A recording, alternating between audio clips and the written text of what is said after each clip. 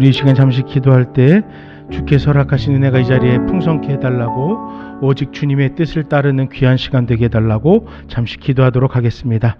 살아계신 아버지 하나님 감사합니다. 이 시간을 통해 주 앞에 온전히 예배하기를 원합니다. 주님께서 허락하신 은혜를 따라 이 자리에 나와왔습니다. 아버지, 주님 앞에 아무런 공로 없는 자들 새 생명을 허락하여 주시고 구속의 감격과 기쁨 속에서 또 한 주를 살아가게 하신 것 감사합니다. 아버지 하나님, 이 시간 우리의 마음을 다하고 뜻을 다하고 성품을 다해 주님을 예배할 때에 주님, 나의 구원자 되신 주님, 아버지 주님의 그 놀라신 은혜와 역사를 진정으로 기뻐하고 찬양하는 귀한 예배가 될 수 있도록 함께하여 주시옵소서. 아버지 하나님, 특별히 이 자리에 함께하지 못한 성도들 어느 곳에 있을지라도 주님 아버지 한 주간만은 조금 더 절제하며 조금 더 주님께서 허락한 구속의 은혜를 되새기는 귀한 시간 될 수 있도록 함께하여 주시옵소서. 주께서 모든 일을 행하셨습니다. 주께서 홀로 영광 받아 주시옵소서.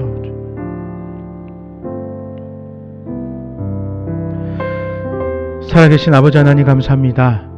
이 시간 주님 전에 나아가는, 주님의 심령 앞에 나아가는 우리 모든 성도님들의 예배를 기뻐받아 주시옵소서. 주께서 허락하신 그 구속의 놀라운 은혜로 인하여 새 생명을 살아가고 있지만 우리 너무나 세상에 익숙하게 있습니다. 이 세상에서 구별되게 하시고 오직 주님만을 예배하기에 힘쓰는 우리 모두 되게 하여 주시옵소서. 예수님 이름으로 간절히 기도드립니다. 아멘. 우리 함께 찬송가 150장 갈보리 산 위에 찬양 드리도록 하겠습니다. 갈보리 산 위에 십자가 섰으니 주가 고난을 당한 표라. 험한 십자가를 내가 사랑함을 주가 보혈을 흘림이라. 최후 승리를 얻기까지 주의 십자가 살아가리. 빛난 면류관 받기까지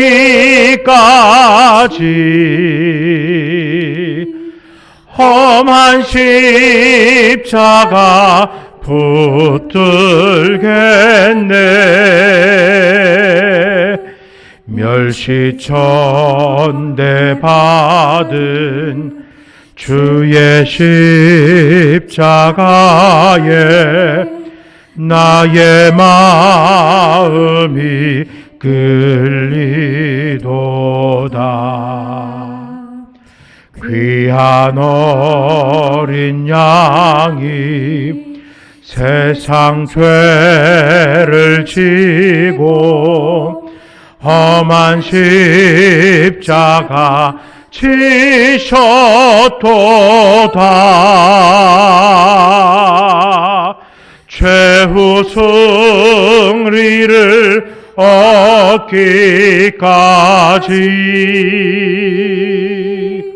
주의 십자가 사랑하리. 빛난 면류관 받기까지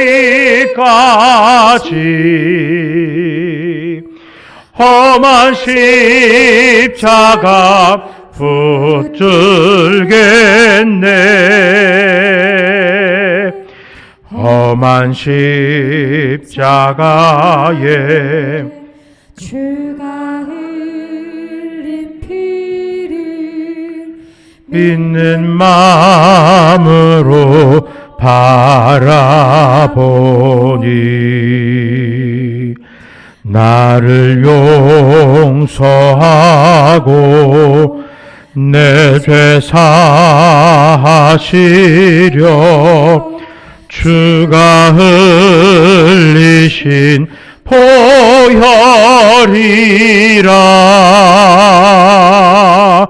최후 승리를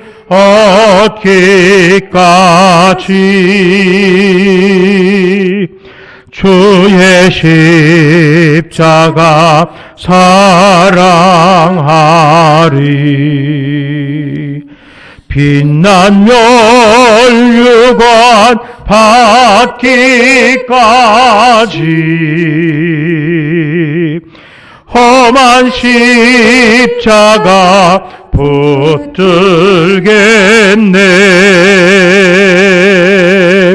주님 예비하신 나의 본향집에 나를 부르실 그날에는 영광 중에 계신 우리 주와 함께 내가 죽도록 충성하리.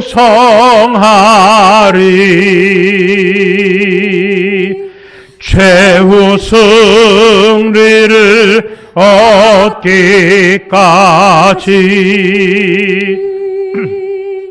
주의 십자가 살아가리. 빛난 멸류관 받기까지 험한 십자가 붙들겠네.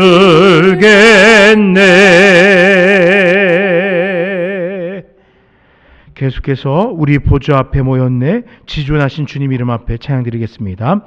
우리 보좌 앞에 모였네.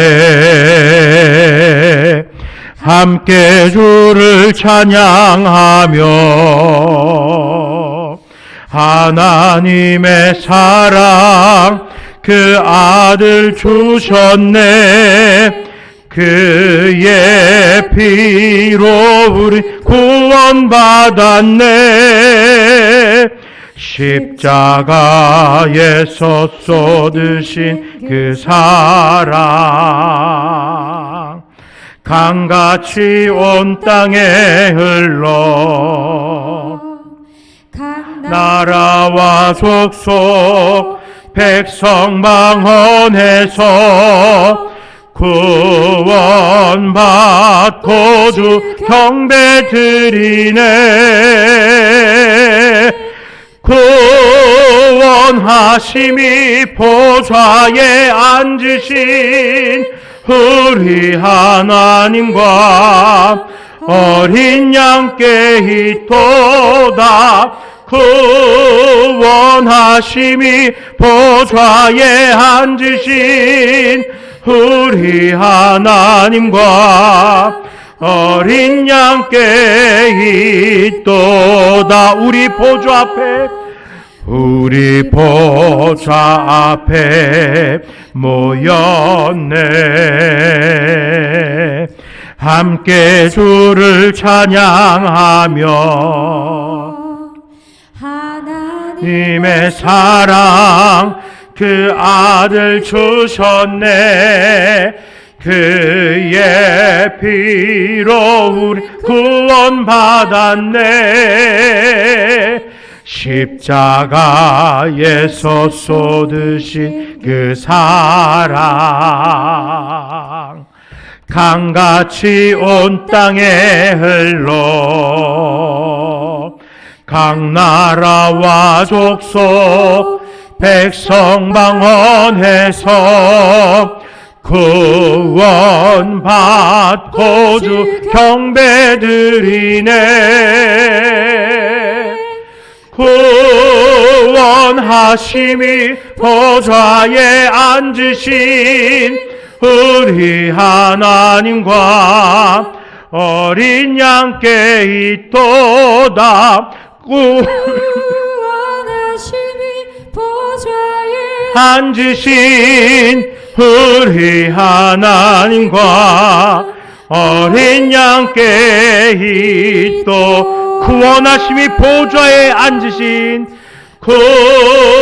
구원하심이 보좌에 앉으신 우리 하나님과 어린 양께 있도다. 구원하심이 보좌에 앉으신 우리 하나님과 어린 양께 있도다. 지존하신 주님 이름 앞에 모두 무릎 꿇고 다 경배해. 거룩하신 주님 보좌 앞에 엎드려 절하세. 예수는 그리스도, 예수는 그리스도, 예수는 주 하나님의 영으로 경배드리. 지존하신 주님 이름 앞에 나아갑니다. 지존하신 주님 이름 앞에 모두 무릎 꿇고 다 경배해. 거룩하신 주님 보좌 앞에 엎드려 절하세. 예수는 그리스도, 예수는 그리스도, 예수는 주 하나님의 영으로 경배드리리. 예수는 그리스도, 예수는 그리스도, 예수는 주 하나님의 영으로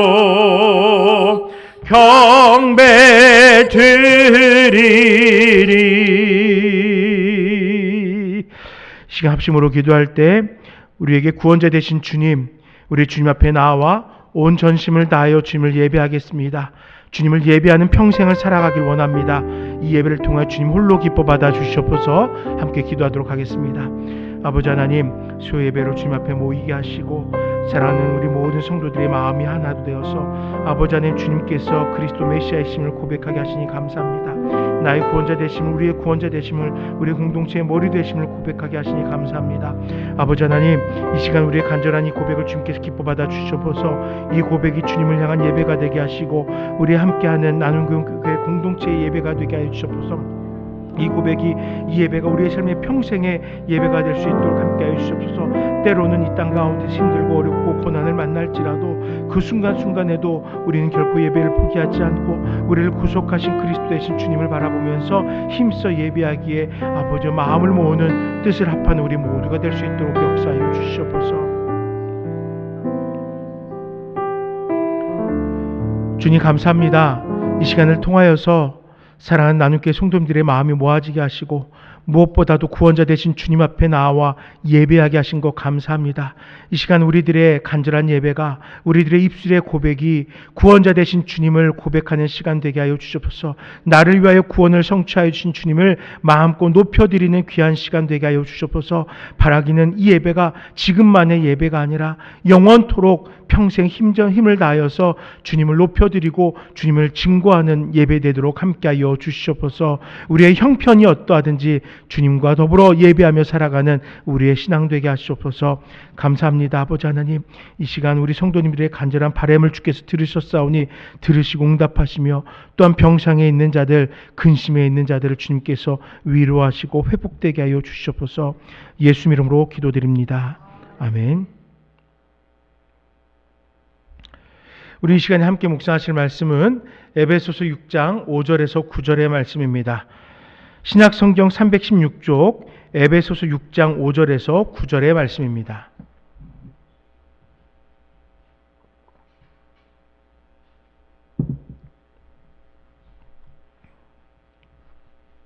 5절에서 9절까지 우리 함께 읽도록 하겠습니다. 종들아 두려워하고 떨며 성실한 마음으로 육체의 상전에게 순종하기를 그리스도께 하듯 하라. 눈가림만 하여 사람을 기쁘게 하는 자처럼 하지 말고 그리스도의 종들처럼 마음으로 하나님의 뜻을 행하고 기쁜 마음으로 섬기기를 주께 하듯 하고 사람들에게 하듯 하지 말라. 이는 각 사람이 무슨 선을 행하든지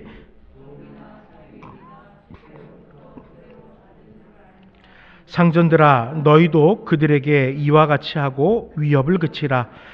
이는 그들과 너희의 상전이 하늘에 계시고 그에게는 사람을 외모로 취한 일이 없는 줄 너희가 알미라. 아멘. 우리들은요 이렇게 보면은 질서를 꽤나 좋아합니다. 질서라는 틀을 통해서 내가 있어야 될 자리를 찾더라고요. 그리고 그 자리에서 내가 어떻게 살아갈 것인가를 고민합니다. 누군가는 더 높은 자리에 올라가기 위해서 수고를 아끼지 않고 누군가는 지금의 자리에서 만족하고 평안을 누리며 살아갑니다. 또 누군가는 그 자리조차도 지키지 못해서 꿈을 가지고 뛰어 올라오는 다른 사람들에게 밀려나기도 합니다. 가만 보면요, 이 질서라는 것은 사실은 끊임없이 요동치는 자리인 것 같습니다. 그런데 문제는 이러한 질서에 익숙한 우리들은 내 자리를 기준으로 삼고 위와 아래를 살펴보는 거예요. 위는 소망이 되고 꿈이 되고 또 위는 권력이 있다고 여겨지죠. 반면에 아래는 피하고 싶고 부족하다고 여겨집니다. 뒤처져 있다고 여겨집니다. 그리고 내가 그들보다도 더 낫다고 생각하는 거죠. 그래서 강한 데는 약하고 약한 데는 강한 우리들 안의 질서가 새로 생겨나곤 합니다. 오늘은 질서 이야기를 하려고 합니다. 단 본문을 통해서 질서에 우뚝 서는 우리의 모습을 교훈하지는 않겠어요. 본문을 함께 살피면서 위아래를 살피는 것이 아니라 나를 살피는 시간이 되려고 합니다. 저 위에 올라가야지. 절대 저 낮은 자리엔 처하지 말아야지. 저 낮은 자들은 상종하지 말아야지. 저런 부족한 사람들 나는 반드시 저 자리를 정복할 거야. 이런 욕망의 질서를 이야기하는 것이 아니라 나는 그 질서 속에서 내가 있는 그 자리에서 어떻게 살아가야 될 것인가에 대해서 좀 살펴보려고 합니다. 그리고 더 나아가 내가 있는 그 자리에서 어떻게 선한 영향력을 끼치며 살아갈 것인가를 함께 살펴보려고 합니다. 오늘 이 본문을 통해서 나의 자리에서 화합을 이루어가는 서로에게 좋은 영향을 끼쳐가기를 힘쓰는 우리 모두가 되시길 간절히 축원드립니다. 우리가 지난주에 살펴본 말씀 속에서 우리는 누군가에게는 부모이고 또 누군가에게는 자녀임을 우리가 살펴보았어요. 그리고 각각의 자리에서 어떤 부모가 될지를 또 어떤 자녀가 될지를 결단했었습니다. 분명 같은 사람이지만 그 사람의 모습에는 다양한 역할이 있는 거예요. 부모라는 역할도 있고요. 자녀라는 역할도 있는 거예요. 그 역할 중에는요. 바로 오늘 본문이 이야기하는 종과 상전이라는 역할도 있을 것입니다. 그리고 이러한 역할을 감당할 우리들의 삶의 방법도 분명히 각각에 맞게끔 있을 거예요. 부모에 맞는 역할이 있었고 자녀에 맞는 역할이 있었잖아요. 마찬가지로 오늘 종에 맞는 역할, 상전에 맞는 역할도 있다라는 것입니다. 종이 상전의 모습을 가지면 안 돼요. 상전이 종의 모습을 가지면 안 됩니다. 그렇기 때문에 우리는요, 내가 지금 어떤 위치에 있는지를 알고 나에게 맞는 삶을 살아야 되는 것이에요. 며칠 전 뉴스에서 우스운 이야기를 들었어요. 한 편의점에서 아르바이트생을 잠시 고용을 했는데 이 아르바이트생이 일을 하고 간 후에 그 다음 아르바이트생이 와서 일을 할 때 이 편의점을 오가는 손님들이 그렇게 불만을 많이 얘기하더래요. 이 앞에 일하던 아르바이트생, 그 애 안 돼요. 그 애한테 일 맡기면 안 돼요. 라고 불평하더래요. 하도 사람들이 그러니까 도대체 무슨 일이 있었기에 해갖고서 이 아르바이트생이 CCTV를 돌려봤다고 합니다. 그랬더니 이 학생이 어떻게 했냐면요. 아르바이트 하는 자리에 남자친구를 데리고 왔어요. 그리고 일을 하지 않고 계속 그 남자친구하고 수다 떨기 바쁘고 손님이 있든 없든 아랑곳하지 않고 좋아 죽어요. 서로 껴안고 뽀뽀하고 어루만지고 그러고 있는 거예요. 손님이 물건을 찾아달라고 하는데도 대답도 안 하더래요. 그러니까 그 고객들이 어떻게 하겠어요? 볼 수가 없잖아요. 그러니까 그 다음 아르바이트생에게 그걸 알려준 거예요. 그 친구 계속 있으면 안 돼요. 아르바이트생에 어울리는 역할이 있는데 그 친구는 그 역할을 감당하지 못했어요. 자기가 해야 될 일이 뭔지를 몰랐어요. 그래서 어떻게 됐겠습니까? 그 아르바이트생 해고됐어요. 해고되는 것으로만 끝나면 좋았을 텐데 사람들의 비웃음거리가 됐어요. 조롱거리가 됐어요. 이 CCTV가 공개되었어요. 어떻게 일하러 와서 이럴 수가 있느냐? 아무리 MG 하지만 이건 너무한 것 아니냐? 하면서 많은 사람들에게 웃음거리가 된 거예요. 내 용무도 중요합니다. 하지만 내가 있는 그 자리에서 내가 해야 될 일에 최선을 다할 수 있어야 돼요. 바르게 일을 해야 되는 거예요. 제가 한 가지만 더 예를 들게요. 얼마 전에 우리나라에서 많은 교단들이 모였습니다. 그리고 모여서 한 가지 안건에 대해서 이야기를 나눴어요. 무엇이냐면요. 여러분 요 상주에 보면은 어떤 선교단체에 큰 회관이 있는 것 아시죠? 많은 이야기들이 설왕설래가 있었잖아요. 그동안 되게 교단들에서 조심해 왔어요. 그 단체에 대해서 평가하는 것에 대해서 되게 조심해 왔어요. 그런데 한 열흘 된 것 같아요. 이번에 그 단체는 이단입니다. 라고 우리나라에 있는 여러분들이 아는 대표적인 저희 교회가 속한 백석교단이나 합동교단, 통합교단, 합신교단, 고신교단 이런 교단들이 모여서 그 선교단체는 분명히 이단입니다. 라고 규정했습니다. 절대 그들과 교류하면 안 됩니다. 라고 이야기했습니다. 왜 그러냐면요. 선교단체가 복음을 바르게 전하지 않고 선교단체가 그 안에 함께하는 성도들의 신앙을 위하여서 존재하는 것이 아니라 거짓된 것을 전하고 잘못된 교리를 나누고 사람들을 현혹하고 하는 일에 앞섰기 때문에 이거 잘못됐습니다. 자기들의 자리에서 해야 될 일을 하지 못했습니다. 더 나아가 교회를 부정하고 바른 교회와 바른 신학이 틀렸다라고 오히려 얘기까지 했습니다. 그동안 10여 년이 넘는 시간 동안 지속하여서 그 선교단체를 권면했습니다. 많은 교단들이 이러이러한 부분에 오류가 있습니다. 이거 바로잡아야 됩니다. 이야기했어요. 알겠어요. 할게요. 그래 놓고 하지 않았어요. 그리고 오히려 더 자기네들 스스로 사람들 모이실 때는 자기네들한테 이렇게 하더라. 지들이 틀린 줄도 모르고 이렇게 하더라 하면서 욕하면서 했어요. 그렇기 때문에 기다리던 참아주던 건강한 교단들이 그 자리에서 벗어난 그 선교단체가 이단입니다. 라고 이야기한 거예요. 모든 사람들 또 모든 단체들 다 각자 있어야 될 자리가 있어요. 그리고 그 자리에 합당한 일을 해야 되는 것이에요. 그것이 그 맡겨진 사명, 그런 행동이라고 볼 수 있는 것이에요. 오늘 본문도 마찬가지로 그 질서를 이야기하는 것입니다. 내가 있어야 될 자리에서 해야 될 행동이 무엇인가를 이야기하는 거예요. 오늘 본문은요, 어떤 이에게 그 자리에 걸맞는 삶을 살아가라고 교훈하고 있을까요? 앞서 이야기했듯이 종과 상전입니다. 먼저 종들에게 권면을 하고 있어요. 종, 노예 또는 하인 등 비슷한 여러 표현으로 성경은 우리에게 이야기를 합니다. 그런데 반드시 신분의 높고 낮음을 이야기하는 것은 아니에요. 여기서 보면은 종이라고 표현되었는데 이 종이란 단어의 정확한 뜻을 살펴보면요. 속박된 자 또는 매인 자라는 의미예요. 원문의 뜻은 그거예요. 우리에게 노예다, 하인이다 얘기하는 것이 아니라 어떤 질서가 있고 그 질서의 구조 안에서 우리는 속박되어져 있다는 거예요. 매어져 있다는 거예요. 소속되어 있다는 거예요. 어떤 일을 위해서, 어떤 목적을 위해서 세워진 그 질서 안에 우리는 한 자리를 차지하고 있는 자라는 것입니다. 특별한 일을 위하여 임명되거나 고용되거나 불려진 모든 이들을 의미하는 것이에요. 역할이 있는 사람들입니다. 책임을 져야 할 사람들이에요. 그들을 본문은 종이라고 표현한 것뿐입니다.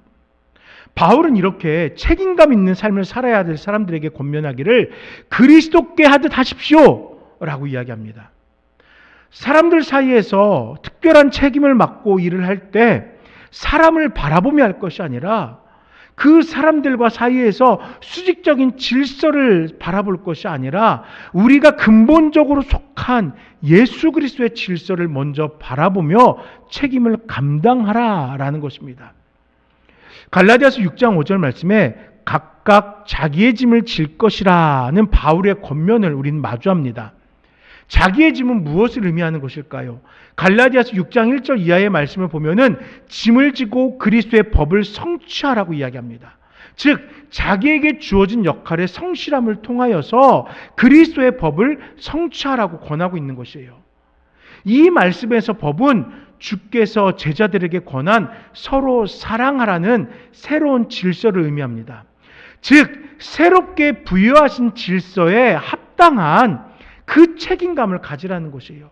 성도라면은요, 성도라 불리길 소망하는 자들이라면요, 주께서 허락하신 그 질서 안에서 내가 속한 자라는 사실을 기억하면서 그 성도에 합당한 삶을 살아가는 것이 바로 우리가 종으로서 행해야 될 일이라는 것입니다. 또한 로마서 13장 1절 말씀에는 각 사람은 위에 있는 권세들에게 복종하라. 권세는 하나님으로부터 나지 않음이 없나니 모든 권세는 다 하나님께서 정하신 바라 라고 말씀해요. 여기서 권세하니까 일단은 권력자를 먼저 생각하곤 하는데 물론 그렇게 생각하는 것이 틀린 것은 아니에요. 그렇지만 질서를 바라봐야 돼요. 하나님께서 정하신 질서가 있다는 것이에요. 하나님께서 정하신 그 질서, 그 질서의 근원이 하나님이라고 합니다. 때문에 질서에 복종하는 것이 하나님께서 세우신 질서를 세워가는 것이다 라는 것이에요.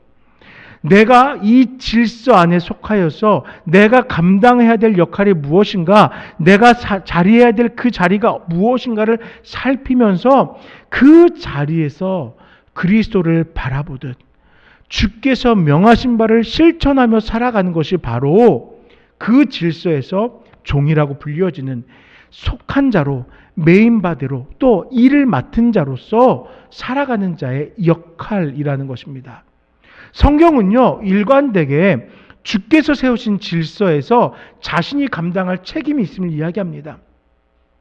그 책임을 성실하게 감당하는 것이 하나님의 뜻에 순종하는 것이라고 말하는 거예요. 종이기 때문이 아닙니다. 우리가 하나님의 질서에 속한 자이기 때문이에요. 우리들이 하나님의 질서 위에서 살아가는 성도이기 때문이에요. 주께서 보여주신 삶의 모본을 따라 살아가는 제자이고 성도이기 때문에 우리들은 그 질서 앞에서 나는 주께 속한 자구나. 나는 주의 가르침을 따라 살아가는 자구나. 나는 주님께서 보여주신 그 삶의 모습을 따라 살아가야 될 자구나 라는 사실을 기억하면서 그러한 책임감 있는 삶을 살아가는 것이 바로 우리라는 것입니다. 때문에 본문은 그리스도께 하듯 하십시오라고 권하면서 세상의 질서 역시도 주께서 이끌고 있는 것이다 라고 우리들에게 교훈하는 거예요. 그렇다면 구체적으로 어떻게 하는 것이 그리스도께 하듯 하는 것일까요? 질서에 대한 두려움이 있어야 됩니다. 질서에 대해서 정직해야 돼요. 질서와 함께 기뻐해야 합니다. 이것이 그리스도께 하듯 질서를 이루는 삶의 모습입니다. 먼저 바울은 질서에 대한 두려움이 있어야 된다고 이야기해요. 종들아 두려워하고 떨며라고 이야기하잖아요.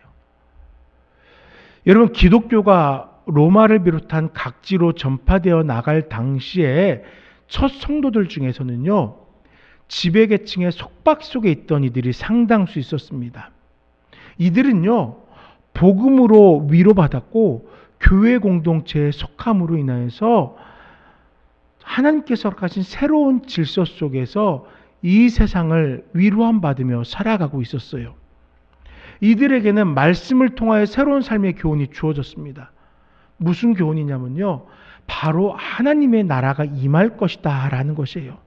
지금 당장은 우리가 세상이 정한 그 질서로 인해서 속박당하고 또 어려움을 당하고 고난 속에 있지만, 하나님의 나라가 임할 때에는 하나님의 품 안에서 모두가 형제이며 자매이고 동등함을 누릴 수 있다고 그 기대가 불일 듯 일어나도록 말씀이 교훈하였어요. 그러니 견디라는 거예요. 이 확신은 분명한 진리였습니다. 누가복음 14장 11절 말씀에 무릇 자기를 높이는 자는 낮아지고 자기를 낮추는 자는 높아지리라 예수님이 말씀하셔요.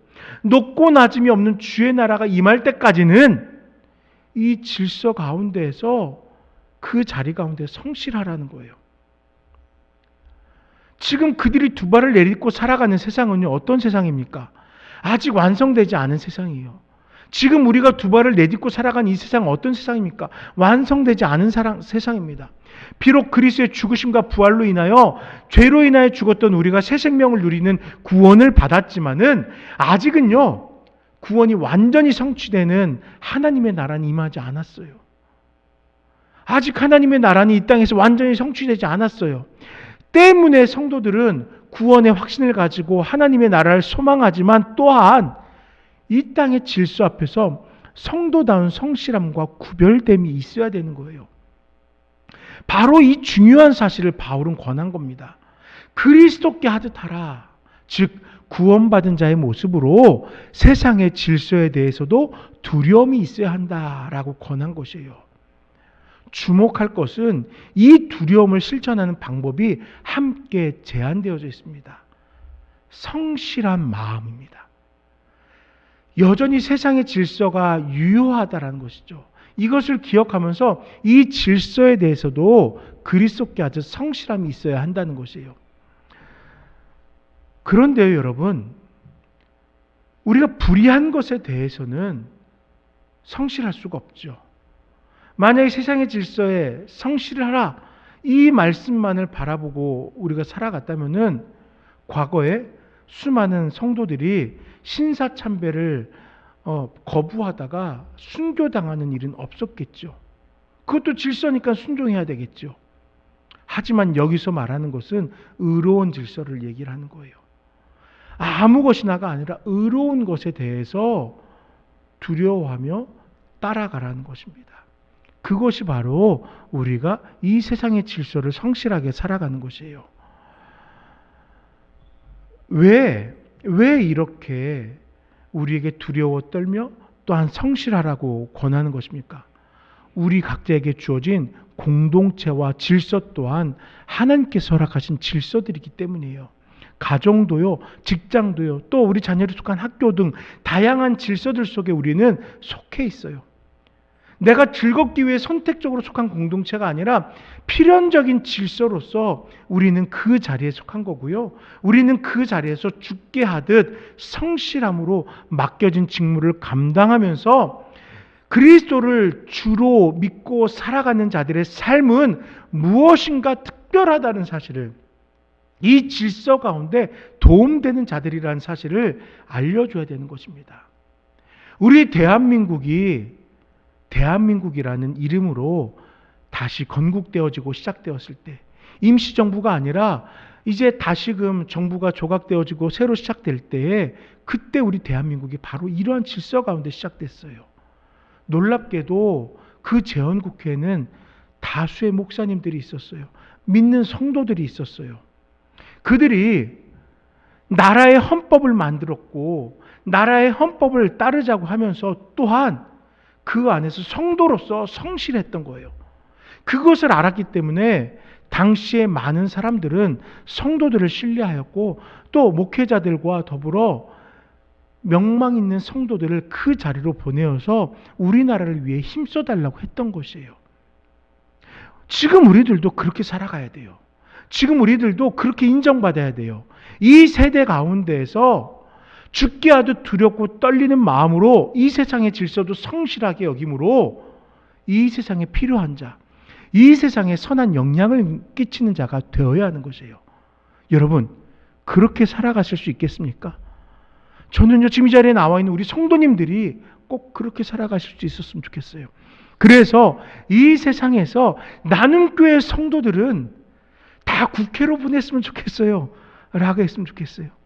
진짜 이 나라를 위해서 너무나 기도하며 이 나라를 위해서 너무나 헌신하는 자들이에요라는 또한 칭송도 받을 수 있는 그러한 성도님들 되시길 축원드립니다. 바울은 또한 질서에 대해서 정직할 것을 권합니다. 눈가림이란 보이는 자리에서만 수고하는 모습을 이야기하는 것이죠. 왜 눈앞에서만 수고합니까? 바라보는 사람을 기쁘게 하기 위함이에요. 사람이 품은 뜻에 맞춰 행함으로써 그 사람의 마음을 기쁘게 하려는 것입니다. 시편 147편 5절 말씀해 보니까 우리 주는 위대하시며 능력이 많으시다. 그의 지혜가 무궁하시다 라고 말하는 시편 저자의 고백을 듣게 됩니다. 그 저자는 알고 있어요. 여호와의 지혜는 모든 것을 헤아릴 수 있음을 알고 있습니다. 그래서 그 말씀에 이어서 어떻게 하냐면요. 할렐루야, 우리 하나님을 찬양하는 일이 선함이여 라고 고백하는 거예요. 전지하시고 모든 것에 뛰어나신 하나님, 모든 능력 있는 하나님을 찬양하는 것이 가장 선한 일이래요. 하나님의 존재를 무시하지 않고 하나님께서 보고 있음을, 하나님께서 알고 있음을, 내 삶 속을 살피고 계심을 고백하며 예배하며 살아가는 것이 그게 질서라는 것이에요. 모든 것을 아시는 하나님 앞에서는 거짓이 있을 수 없습니다. 눈가림이 있을 수 없어요. 성실함이 곧 정직함이 되는 것이고 최선이 되는 것입니다. 하지만 사람은 이 같은 지혜를 가지고 있지 못하기에 모든 것을 알 수 없어요. 그러니까 눈가림을 합니다. 한 척, 아는 척, 거룩한 척하면서 살아갑니다. 그러나 본문을 통해 우리는 권면을 받죠. 하는 척이 아니라 진짜 하라는 권면을 받습니다. 아는 척하지 말고 말씀을 더욱 알기 위해 읽고 듣고 묵상하라고 합니다. 거룩한 척하지 말고 더욱 성실하게 예배 자리에 나오고 주님을 예배하라고 이야기하는 것입니다. 그러나 여기서 멈추지 않습니다. 이 같은 모습으로 세상에서도 정직하게 행하라고 권합니다. 세상의 이 질서 앞에서도 최선을 다해야 되는 거예요. 이것이 질서를 세워가는 성도의 신앙입니다. 솔직히 저도 이렇게 하지 못해요. 눈가림하며 살아갑니다. 그런데 제 삶을 살펴보고 또 리더라는 자리에서 주위를 살펴보면은 완벽하진 않지만 또 저를 향해서 제 눈을 가리고 있는 모습들을 볼 때가 있어요. 그 순간들의 결과는 저의 그 눈가림과 그들의 눈가림과 우리 모두의 눈가림, 정직하지 못한 그 일들로 인해서 서로가 서로를 불신하게 되고 이것으로 인한 아픔이 자리하게 되더라는 거예요. 왜 그러겠어요? 정직함이 없으므로 질서가 파괴되었기 때문이에요. 질서가 있으면요, 그 안에서 이끌고 밀고 서로 보듬고 함께 나아갈 수 있지만 이러한 질서가 정직함이 사라짐으로 파괴되어지니까 그렇게 될 수가 없는 거예요. 불신하는 거예요. 짓밟으려고 올라서려고 하는 거예요. 우리라는 공동체를 위해서 함께 정직하게 질서를 세워갈 이유가 바로 이것인 거예요. 우리 모두가 평안하기 위해서, 우리 모두가 안녕하기 위해서 우리는 이 질서들 앞에서 정직해야 된다는 것입니다. 여러분, 저도 그렇고 우리도 모두 이 질서, 우리가 속한 교회란 질서, 주 앞에서 주어진 질서, 더 나아가 이 세상의 질서 가운데서 성실과 정직으로 함께 섬기며 공동체를 세워나가는 우리가 되길 소망합니다. 마지막으로 바울은 한 가지를 더 권합니다. 기쁨으로 질서를 인정하라는 것입니다. 기쁘게 하는 자처럼 하지 말고, 사람들만 기쁘게 하는 자가 하지 말고 기쁜 마음으로 섬기기를 주께 하듯 하라라고 이야기해요. 기쁨으로 질서를 인정하라라는 것입니다. 군에 입대하고 자대를 배치받았을 때의 일이 생각나요. 고참들 중에서 유독 사이가 좋은 2명의 고참이 있었어요. 그런데 선임병이 후임병보다 나이가 어렸어요. 그런데요, 후임병이 선임병에게 너무나 싹싹하게 잘합니다. 서로를 너무나 아끼고 또 함께 즐거운 관계를 유지하는 모습을 보았어요. 저 역시도 대학을 재수하고 가고 또 2학년까지 하고 가다 보니까 평균적인 연령보다는 조금 늦게 군대를 갔습니다. 제 동기들하고도 2살 터울이 났어요. 고참들도 비슷했어요. 그런데 고참들이 저한테 저는 쫄병이잖아요. 그러니까는 얼마나 편하게 대하겠습니까? 그들이 고참이라고 제 앞에 서 있는데 솔직하게 속에서 너무 우스운 거예요. 속에서 저런 놈의 자식이 저거, 내가 저거를 그냥 밖에서 만나면 그냥 막 이런 마음이 들 때가 너무나 많이 있었어요. 무시하는 거예요. 인정하고 싶지 않았어요. 사실 그러다 보니까 군생활이 불편했어요. 제 마음도 불편하고 그들과의 관계도 불편했어요. 앞서 말한 고참 2명은 너무나 즐겁게 군생활을 합니다. 그에 반해서 저는 너무 불편하게 군생활을 하고 있는 거예요. 이 질서를 기뻐하지 않으니까. 내가 있는 그 자리가 어떤 자리인지를 즐겨워하지 않으니까, 그러니까 내 삶에 불편함이 닥치더라는 거예요. 본문은 죽게 하듯 기쁜 마음으로 섬기라고 권하는 겁니다. 주님을 섬기는 것이 기쁨이라는 전제하에서 그러한 마음, 주님을 대하는 진실되고 기쁜 마음으로 이 질서를 대하라고 권하는 거예요. 나와 상대의 조건을 비교하는 것이 아니에요. 나보다 잘났다, 나보다 못났다, 내가 더 높다, 내가 더 낫다, 이런 것을 비교하는 것이 아니라 그 질서가 가진 특징을 그대로 인정하는 것입니다. 믿음을 따지고 판단하여 갖는 것이 아니듯 질서 또한 서열을 따지고 능력을 따지는 것이 아니라 그 자체를 인정하라는 것이에요. 고린도전서 14장 33절 말씀은 하나님은 무질서의 하나님이 아니시오 오직 화평의 하나님이시니라 라고 말씀합니다. 그리고 말씀에 이어서 몇 가지 권면을 한 후에 40절 말씀에 모든 것을 품위 있게 하고 질서 있게 하라 라고 권해요. 하나님의 질서에 어울릴 성품을 갖추라는 것이에요. 품위 있으라고 하잖아요. 그 품위가 무엇입니까? 기쁨이에요. 그 질서에 속한 자들 우리들은 기쁨이 있어야 되는 거예요. 질서에 어울리는 성품을 가지는 것입니다. 여러 가지 성품이 있겠지만 그 기쁨을 우리는 기억해야 됩니다. 내가 질서 속에 서 있을 때 내 자리가 기쁨의 자리가 되어서 질서 속에서 조화를 이루어야 되는 것이에요. 자녀들의 사진을 살피다 보면은 뒷배경은 매우 아름다운 경치를 자랑하는데 그 앞에 있는 우리 아이들이 온갖 인상을 찌푸리고 있는 사진들이 하나씩 있죠. 엄마 아빠는 너무 좋아서 그 앞에서 세워놓고 사진을 찍는데 이 아이는 사진 찍기 싫은 거예요. 그러니까 그 사진을 보면은 웃기잖아요. 재미있잖아요. 저희 집에도 오시면 그런 사진이 하나 있어요. 저는 사진을 찍는 걸 너무 좋아해서 어디나 가져다 놔도 저는 웃으며 찍었어요. 그럼 누구 사진인지 아시겠죠? 네. 참 좋은 배경 앞에다가 그 어떤 꼬맹이를 데려다 놨는데 온갖 인상을 찡그리고 있어요. 사진을 보면은 조화가 되지 않습니다.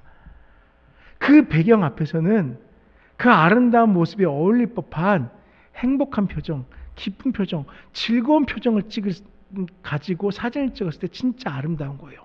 마찬가지로 질서도 그 질서에 어울리는 기쁨의 마음으로 서 있을 때 그 질서가 또한 우리들을 유익하게 하는 것입니다. 기쁨은 질서 속에서 조화가 되는 거예요. 화평하게 하는 거예요.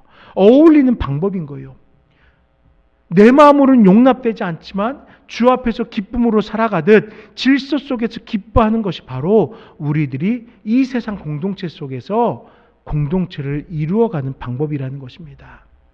지금까지는 이제 질서 속에서 속한 평범한 우리들을 향한 권면, 이제 종들아라는 그 속한 자, 메인 자에 대한 권면을 살펴봤어요. 이제는요, 상전이라고 불리는 이들을 향한 권면을 좀 살펴보려고 합니다.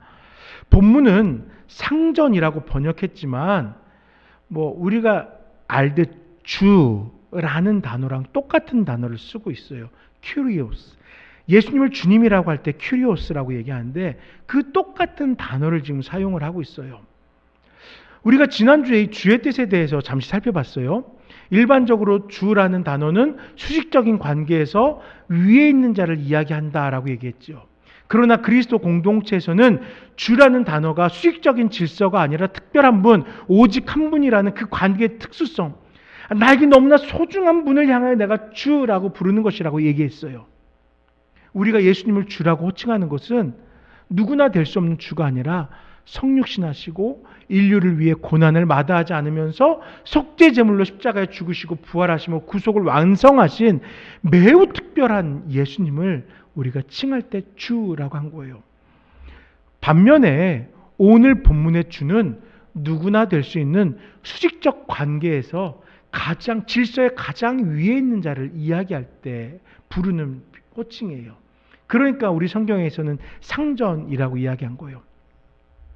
여러분, 이 위의 자리는요, 합당한 자격을 갖추면 될 수 있는 자리잖아요.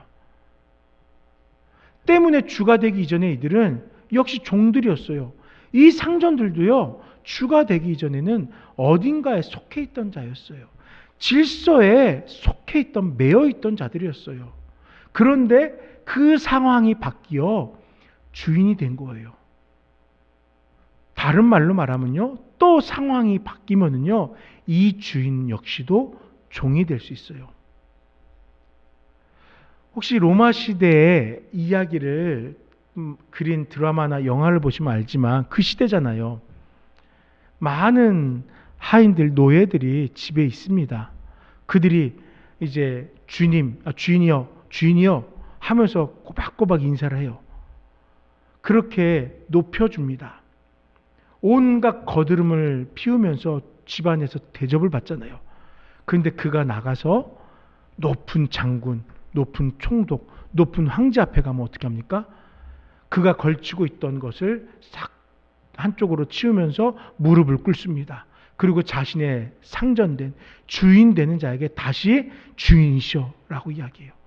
이와 같이 질서 속에서 주라고 하는 것은 얼마든지 바뀔 수 있는 자리라는 것이에요. 때문에 본문은 너희도 그들에게 이와 같이 하라, 이와 같이 하라. 즉 종들에게 권한 그 권면으로 너희도 똑같이 해야 된다라고 이야기하는 거예요. 주인이라는 자리가 특권이 되어서는 안 된다는 강권이에요. 그리스도께 하듯 하라는 권면은 곧 위아래의 수직적 관계를 만들어서 그 안에서 내 위치를 파악하고 예우를 받고 대접을 받고 높아지는 것이 아니라는 것이에요. 나 역시도 어디선가는 동일하게 속한 자라는 것을 기억하면서 그리스도께 하듯 성실하게 두려운 마음으로 정직하게 또한 이 모든 것을 기쁨으로 그 질서에 속해야 된다라는 것입니다. 예수님이 나의 주 되시고 고백하면서 그와 함께 모든 삶을 소망하는 제자로 살아가듯 주님의 몸된 공동체 속에서도 우리도 서로 사랑 안에서 주의 뜻을 이루기까지 함께 되어져 가자라는 거예요. 이 세상에서도 내가 있는 그 자리에서 높고 낮음이 아니라 이 공동체를 위해서 성실한 자로 두렵고 떨므로 정직한 자로 또 기쁨으로 일을 감당하자라는 것입니다. 저는 우리 성도님들에게서 그러한 모습을 볼 때가 있어요. 어떤 때 이러한 모습을 보냐면요. 자녀들을 대하는 모습을 볼 때예요. 그 어떤 때보다 가장 큰 헌신으로 자녀들 앞에 그 질서에서 주어진 자신의 역할을 책임지는 모습을 봅니다. 내가 부모라는 자리여서가 아니라 그것이 그 가정이란 공동체의 질서에서 나에게 주어진 역할이기 때문이잖아요. 그래서 이 자녀를 위해서 눈물로 기도하는 것을 보았고요. 이 자녀를 위해서 나의 수고를 마다하지 않는 모습을 보았어요. 그 자녀가 아파할 때 같이 끙끙 앓는 모습을 보았고, 그 자녀가 기뻐할 때 그 자녀보다 더 기뻐해서 먼저 주님의 전 앞에 나와 감사로 고백하는 모습을 수도 없이 보았어요. 그것이 바로 종과 상전에게 주어진 이 질서를 대하는 우리들의 모습의 한 예가 아닐까요? 우리가 가정이라는 공동체에서 그 자녀와의 관계 속에서 그 질서를 바르게 세워가듯이, 우리가 속한 교회라는 공동체에서도, 또 교회를 나아가 이 세상의 공동체에서도 불의하지만 않다면은 우리는 그렇게 내가 있는 자리가 어디인지를 분별하면서 성실할 수 있도록, 그래서 조화가 되고 화평할 수 있도록 해야 된다는 것입니다. 이제 말씀을 정리하겠습니다. 간혹 나이가 조금 많거나 또는 조금 더 힘을 발휘할 수 있는 자리에 있다고 생각되면은 그것이 권력이 되고 자신만의 질서가 되는 일들을 만나게 됩니다. 그러다 보니 사회에서는 갑질이라는 씁쓸한 신조어가 생겨서 사회의 부조리를 지탄하고 이제 고발하곤 하잖아요. 우리는 그렇게 살아가지 맙시다. 갑질하지 말자고요. 내 자리에서 내가 묵묵하게 살아가자고요. 예수님은 하나님이시잖아요. 창조주이며 주권자입니다. 그럼에도 자기를 비워 종의 형체를 가지심으로 스스로 비천함을 실천하셨습니다. 그리고 그 낮은 곳에서 인류를 섬기고 그 아픔에 함께하면서 그 삶의 길을 안내하는 역할을 주저하지 않았어요. 그리고 마지막에는 피조물인 인류를 위해서 창조주가 직접 속죄의 제물 되어 죄짐을 감당하였습니다. 이렇게 주님의 질서는 다시 정리가 되었어요. 권위를 내세우며 높아지는 것이 아니었습니다. 또 불평으로 낮아지는 것이 아니었습니다. 나의 구원자인 주를 향한 그 특별한 마음으로 우리가 속한 공동체를 살핀다면은 이 공동체는 하나됨을 이루어가는 공동체, 조화와 화평을 이루어가는 공동체가 되는 것입니다. 가정에서 자녀에게, 공동체에서 함께하는 동료들에게 우리가 속한 자리라면은 수직의 질서가 아닌 화평하게 하기 위해서 이 땅에 오신 주님의 그 사랑을 따라 화평의 질서를 이루고 주께 속하여야 되는 거예요. 사랑하는 여러분, 저도 여러분 앞에서 더욱 겸손하게 여러분을 섬기는 저의 사명을 감당하겠습니다. 그 누구보다도 더 여러분들을 위해 기도하는 그 사명을, 그 역할을 감당하겠습니다. 그것이 제가 나눔교회라는 공동체 안에서 질서를 지키는 방법이니까요. 여러분들도 자신의 경륜과 주장으로 대접받기를 원하기보다 이 부족한 목사를 옆에서 도와주면서, 여러분이 옆에 계시기 때문에 제가 여러분들과 더불어 더 우리 나눔교회를 잘 세워갈 수 있고 더욱더 하나님께서 맡기신 사명들을 함께 이루어가는데 쓰임받을 수 있을 것을 고백하는 그때가 되었으면 좋겠습니다. 우리 함께 서로의 자리에서 조화를 이루어갑시다. 저는 여러분에게 이렇게 부탁을 했지만 그 부탁에 대해서 제가 여러분들에게 갚아드릴 수 있는 건 솔직히 없어요. 그런데요, 여러분의 선한 겸손을 지켜보시는 우리 주님은요, 여러분을 죽게 하듯 하는 여러분들을 주를 높인 것처럼, 지극히 높은 곳에서 영광이 되게 하신 것처럼 여러분들을 지극히 높은 곳에서 만나 주실 것입니다. 함께 그 은혜를 소망하면서 가정과 교회, 더 나아가 속한 공동체에서 죽게 하듯 겸손으로 공동체를 세워가는 우리 나눔교회 모든 성도님들 될 수 있기를 간절히 축원드립니다.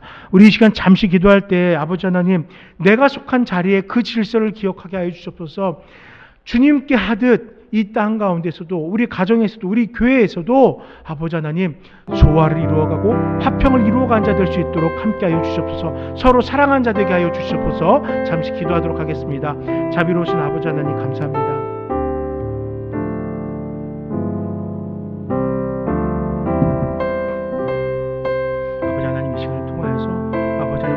질서가 어떤 모습을 갖춰야 될지 다시 살펴보게 하시니 감사합니다. 아버지 하나님, 주께 허락하신 질서에 속한 자들 되게 하시옵소서. 그리고 그 질서 가운데서 두려움과 떨림이 있게 하여 주시옵소서.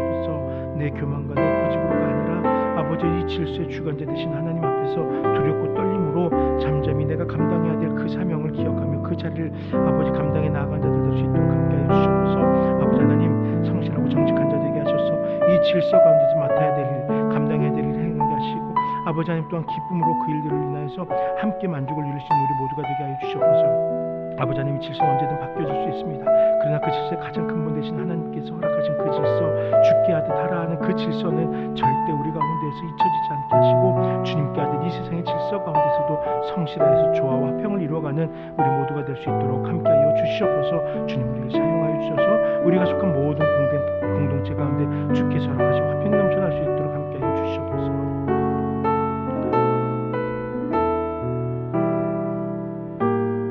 주님 너무나 감사합니다. 우리가 각자의 삶의 자리에서 너무나 바쁘게 살아왔지만 그럼에도 이 시간을 통하여서 우리의 자리를 다시금 고민하게 하시니 감사합니다. 내가 만든 질서가 아니라 하나님께서 허락하신 질서에 속하여서 나의 구원자이신 주께 하듯 이 세상의 질서에서 내가 맡은 자리에서 두렵고 떨림으로 정직하게 기쁨으로 나의 자리를 지켜나간 자들 되게 하여 주시옵소서. 교만을 막아주시고 또 스스로 자신을 비천하게 하는 그러한 모습도 가려주시며 주님께서 우리를 높여주실 때는 높아지고 주님께서 우리를 겸손하게 하실 때는 겸손하며 맡긴 일에 성실한 자 되어서 우리가 속한 공동체의 조화와 화평을 이루어가는 자들 될 수 있도록 역사해 주시옵소서. 감사합니다. 예수 이름으로 기도드립니다. 아멘. 함께 예배 자리에 나온 우리 모든 성도님들께 진심으로 감사드립니다. 반가운 얼굴들이 오늘 여럿 있습니다. 감사합니다. 오늘 우리 늘 보는 분들이지만 제가 한 분을 좀 특별히 소개를 하겠습니다. 오늘 이렇게 저 뒤에 계시면은 한 분이 계시죠. 배윤숙 권사님이라고 하시는데요. 미국에서 이영건 목사님께서 목회하시던 햇세다니 장로교회에서 그 어떤 분보다 성실하게 또 신실하게 이렇게 예배하며 또 목사님 가정을 위해서도 교회를 위해서 수고했던 권사님입니다. 잠시 한국에 오셨다가 이렇게 저희 교회를 방문하셨습니다. 여러분 환영해 주시고 또 서로를 위해서 함께 중보할 수 있는 시간도 되었으면 좋겠습니다. 여러분들에게 여러 가지 광고를 드렸습니다. 특별히 특별 새벽 기도회가 계속되고 있어요. 한 분 한 분 하루하루 지날수록 이렇게 더해지는 모습이 너무나 감사합니다.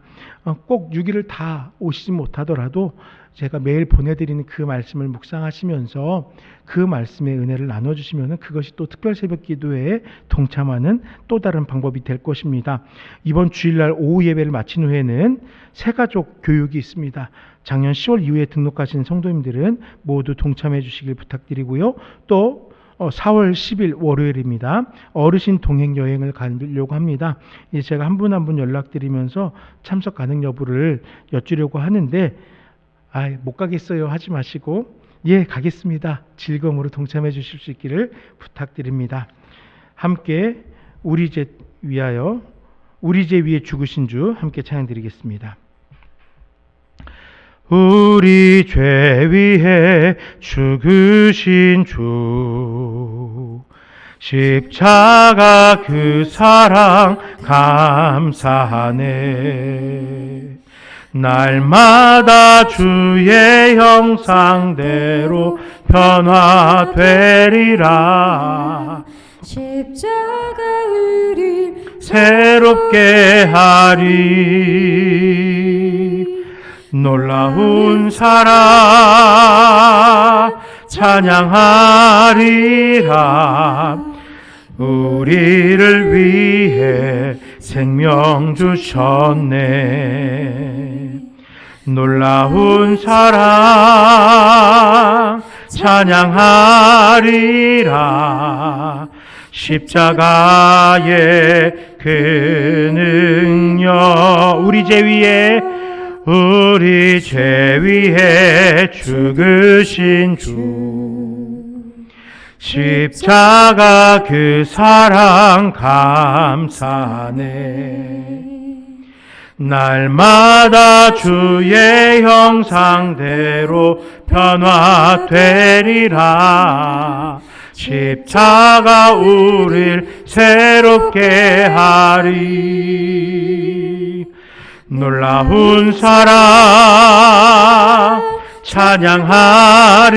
찬양하리라. 우리를 위해 생명 주셨네. 놀라운 사랑 찬양하리라. 십자가의 그 능력, 십자가의 그 능력. 주님 감사합니다. 주님께서 허락하신 은혜로 함께 예배하였습니다. 주님께서 허락하신 은혜로 아버지 주님의 뜻을 따르고자 다시금 결단하였습니다. 이 결단이 쉽게 변화되지 않는 결단 될 수 있도록 성령 하나님 늘 우리 가운데 함께하여 주시옵소서. 아버지 하나님, 우리의 평생의 삶 속에서 주님을 예배하며 주님께서 허락하신 은혜를 따라 살아갑니다. 그러나 나의 평안만을 위하여 살아가는 것이 아니라 우리 주위를 살피면서 나에게 주어진 질서 속에서 이 세상을 위하여 긍휼히 여기며 중보의 기도를 하신 자들 될 수 있도록 함께하여 주시옵소서. 이 세상이 하나님의 질서를 바르게 깨닫고 그 복음 앞에 반응할 것을 힘써 수고하는 우리 모두가 될 수 있도록 역사해 주시옵소서. 아버지 하나님, 우리의 공동체 가운데서 기도화가 넘쳐나게 하시고 특별히 병상에 있는 자들, 근심 속에 있는 자들을 위하여서 기도하기에 게을르지 않도록 함께하여 주시옵소서. 우리 또한 때로는 연약하고 아픔 속에 있을 수 있음을 기억하며 먼저 중보의 기도를 통하여서 아버지 하나님 주님의 은혜를 구할 수 있는 우리 모두가 되게 하여 주시옵소서. 이웃교회에 닥친 어려움을 기억하여 주시고 주님께서 살펴주시며 위로하여 주시옵소서. 아버지 목사님의 속한 회복을 허락하여 주시고 속한 회복을 통하여 교회가 다시금 건강해질 수 있게 하여 주시옵소서. 무엇보다도 작은 우리 교회이지만 우리가 그 큰 교회를 위해서 힘써 도울 수 있는 자리를 허락해 주시니 감사합니다. 이영곤 목사님을 통하여 말씀을 증거케 하실 때에 그 교회의 건강과 또 우리 교회의 성장이 함께 도모되어질 수 있도록 주께서 역사해 주시옵소서. 모든 것 주님께서 허락하실 줄 믿고 감사드리며 예수 이름으로 간절히 기도드립니다. 아멘. 주 예수 그리스도의 은혜와 하나님의 사랑과 성령의 교통하심이 주님 앞에 나와 질서에 속하여서 죽게 하듯 이 세상을 감당해 나가고자 하는 살아가는 모든 나눔교회 성도들의 삶 속에 영원토록 함께 있을지어다. 아멘.